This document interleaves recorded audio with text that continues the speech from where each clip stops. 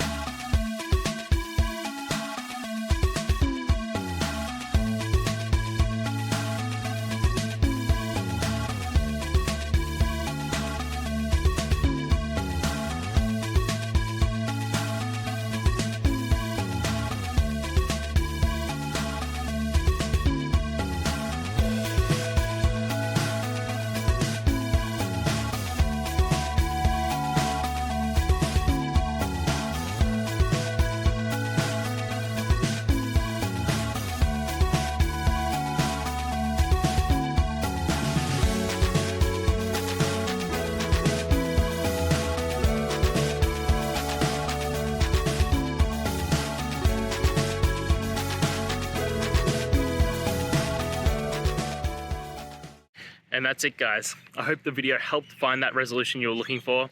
And, if it did, please, I'd appreciate it if you could hit subscribe.